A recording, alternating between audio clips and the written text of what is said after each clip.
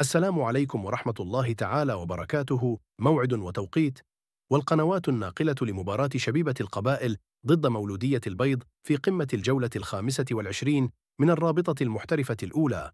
تقام المباراة يوم الاثنين في 12 من هذا الشهر على ملعب الخامس جويلية، وتنطلق في حدود الساعة 5 مساء بتوقيت الجزائر والمغرب وتونس.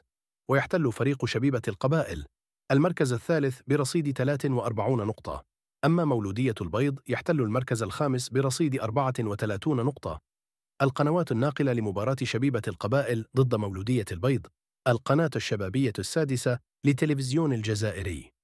في الأخير لا تنسوا الاشتراك، فالقناة ليصلكم كل جديد الدوري الجزائري.